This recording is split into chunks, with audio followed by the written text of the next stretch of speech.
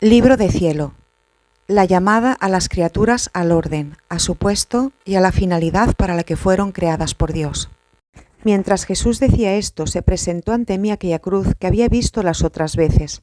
Yo la tomé y me extendí sobre ella. Mientras estaba así, se abrió el cielo y de él descendió el evangelista San Juan, y traía la cruz que Jesús me había indicado. La Reina Madre y muchos ángeles, cuando llegaron junto a mí, me quitaron de sobre aquella cruz y me pusieron sobre la que me habían traído, mucho más grande. Un ángel tomó aquella cruz de antes y se la llevó al cielo. Después de esto, Jesús, con sus propias manos, comenzó a clavarme sobre aquella cruz. La mamá reina me asistía. Los ángeles y San Juan proporcionaban los clavos. Mi dulce Jesús mostraba tal contento y alegría al crucificarme, que solo por darle ese contento a Jesús, no solo habría sufrido la cruz, sino otras penas aún. Ah, me parecía que el cielo hacía nueva fiesta por mí al ver el contento de Jesús. Muchas almas del purgatorio fueron liberadas emprendiendo el vuelo hacia el cielo, y algunos pecadores fueron convertidos, porque mi divino esposo a todos hizo partícipes del bien de mis sufrimientos. ¿Quién puede decir además los dolores intensos que sufrí al estar bien extendida sobre la cruz y ser traspasadas las manos y los pies con los clavos? Pero, especialmente en los pies, era tanta la atrocidad de las penas que no pueden describirse.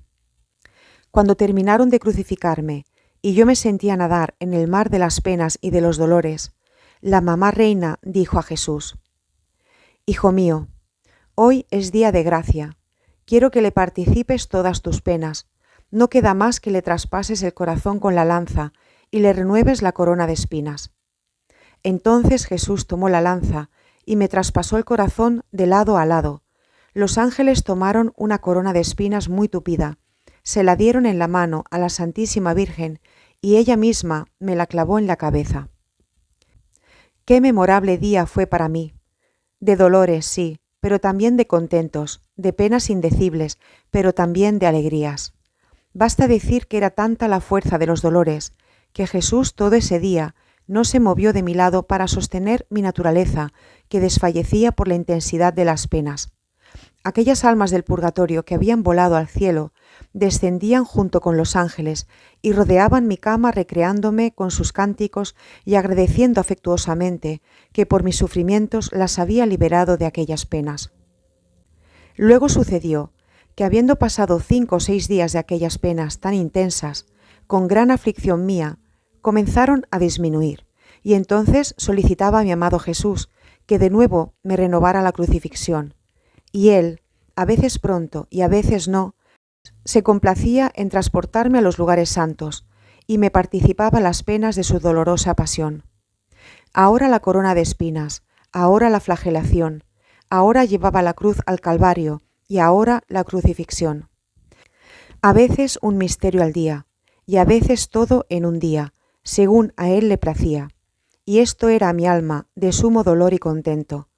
Pero me resultaba amarguísimo cuando se cambiaba la escena, y en vez de sufrir yo, era espectadora de ver sufrir a mi amadísimo Jesús las penas de la dolorosa pasión. A cuántas veces me encontraba en medio de los judíos junto con la mamá reina para ver sufrir a mi amado Jesús. Así, ¿cómo es verdad que resulta más fácil sufrir uno mismo que ver sufrir a la persona amada? Otras veces, renovando mi dulce Jesús estas crucifixiones, recuerdo que me dijo: «Amada mía, la cruz hace distinguir a los réprobos de los predestinados. Así como en el día del juicio los buenos se alegrarán al ver la cruz, así desde ahora se puede ver si alguno se salvará o se perderá. Si al presentarse la cruz el alma la abraza, la lleva con resignación, con paciencia y besa y agradece a la mano que la envía, es señal de que es salvo. Si al contrario, al presentarse la cruz se irritan, la desprecian y llegan hasta ofenderme, puedes decir que es una señal de que esa alma se encamina por la vía del infierno. Así harán los réprobos en el día del juicio, que al ver la cruz se afligirán y blasfemarán».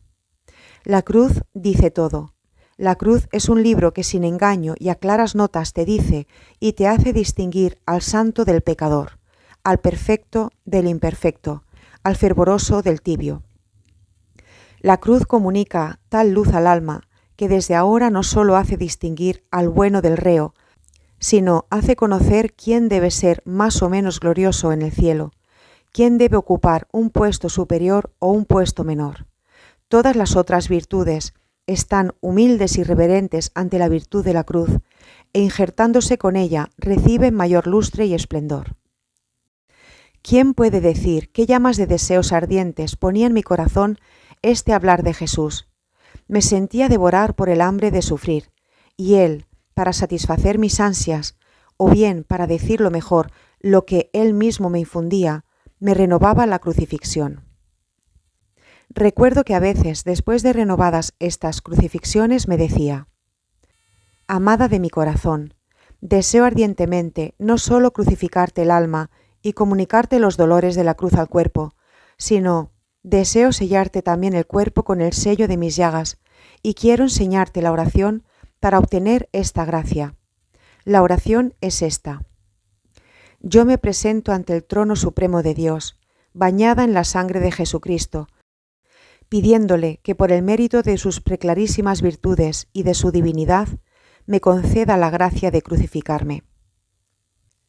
Y yo, a pesar de que siempre he tenido aversión a todo lo que puede aparecer exteriormente, como aún la tengo, en el acto en que Jesús decía, esto me hacía infundir tal anhelo de satisfacer el deseo que Él mismo decía, que también yo me atreví a decir a Jesús que me crucificara en el alma y en el cuerpo, y algunas veces le decía: Esposo santo, cosas exteriores no quisiera, y si alguna vez me atrevo a decirlo, es porque tú mismo me lo dices, y también para dar una señal al confesor de que eres tú quien obra en mí. Por lo demás, no quisiera otra cosa sino que aquellos dolores que me haces sufrir cuando me renuevas la crucifixión fuesen permanentes. No quisiera esa disminución después de algún tiempo, y solo eso me basta, y que de la apariencia externa, por cuanto más lo puedas mantener oculto, tanto más me contentarás. Confesión con Jesús. Luisa se confiesa con Jesús. Recuerdo confusamente que, como le pedía frecuentemente cuando me encontraba junto con nuestro Señor, el dolor de mis pecados y la gracia de que me perdonara todo lo que de mal había hecho, y a veces llegaba a decirle que estaría contenta cuando de su propia boca me dijera: Te perdono todos tus pecados. Y Jesús bendito, que nada sabe negar cuando es para nuestro bien, una mañana se hizo ver y me dijo: Esta vez quiero hacer yo mismo el oficio de confesor, y tú me confesarás a mí todas tus culpas, y en el momento en que hagas esto, te haré comprender uno por uno los dolores que has dado a mi corazón al ofenderme, a fin de que comprendiendo tú, por cuanto puede una criatura, qué cosa es el pecado, tomes la resolución de preferir morir que ofenderme. Mientras tanto tú, entra en tu nada y recita el yo pecador. Yo entrando en mí misma, advertía toda mi miseria y mis maldades, y ante su presencia temblaba toda, y me faltaba la fuerza de pronunciar las palabras del yo pecador. Y si el Señor no hubiese infundido en mí nueva fuerza diciéndome: No temas, si bien soy juez, soy también tu Padre. Ánimo, sigamos adelante.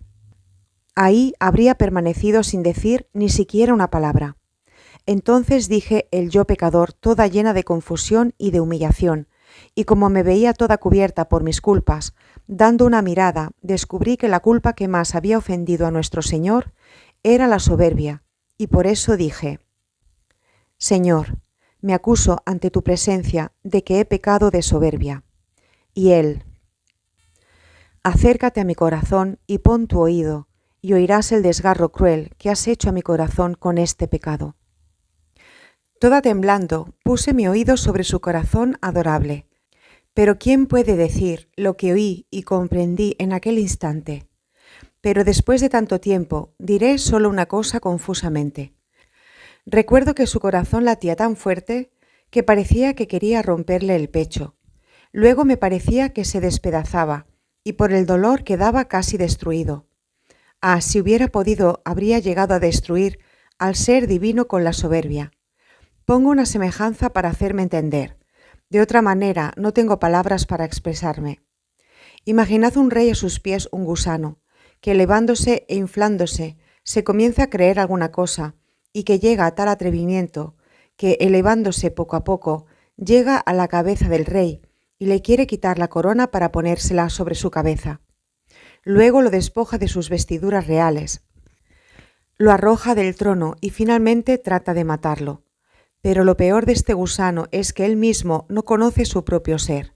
Se engaña a sí mismo, pues para deshacerse de él solo se necesita que el rey lo ponga bajo los pies y lo aplaste, y así terminarían sus días. Esto causa enojo y compasión, y al mismo tiempo ridiculiza el orgullo de este gusano si esto se pudiera dar. Así me veía yo ante Dios, cosa que me llenó de tal confusión y dolor que me sentí renovar en mi corazón el desgarro que sufría el bendito Jesús. Después de esto me dejó, y yo sentía tal pena y comprendía que tan feo es este pecado de soberbia que es imposible describirlo. Cuando hube meditado muy bien todo esto en mí misma, mi buen Jesús regresó y me dijo que continuara la confesión de mis culpas. Y yo, temblando toda, seguí acusándome de los pensamientos, palabras, obras, causas y omisiones. Y cuando veía que yo no podía seguir haciendo la confesión por la pena que sentía de haberlo ofendido tanto, porque tenía una claridad tan viva delante aquel sol divino, especialmente porque en él descubría la pequeñez, la nulidad de mi ser, y quedaba asombrada de cómo había tenido yo tanta osadía, de dónde había tomado yo ese valor de ofender a un Dios tan bueno, que en el acto mismo en el que lo ofendía, Él me asistía, me conservaba, me alimentaba, y si tenía algún rencor conmigo, era hacia el pecado que yo hacía, y que odiaba sumamente. En cambio, a mí me amaba inmensamente, me excusaba ante la divina justicia, y se ocupaba todo para quitar aquel muro de división que había producido el pecado entre el alma y Dios.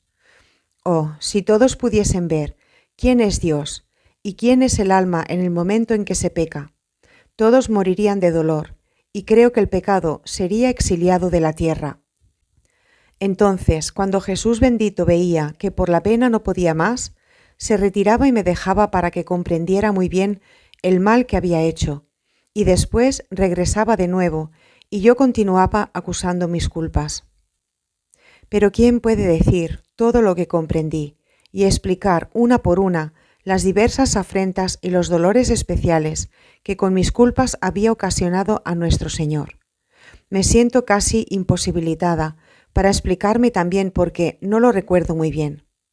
Cuando terminé mi acusación, que duró cerca de 7 horas, el amable Jesús tomó el aspecto de Padre amorosísimo, y cuando yo me encontraba agotada de fuerzas por el dolor, y mucho más porque veía que no era un dolor suficiente para dolerme como convenía a mis culpas, Él, para animarme, me dijo: «Quiero suplir yo por ti, y aplico a tu alma el mérito del dolor que tuve en el huerto del Getsemaní.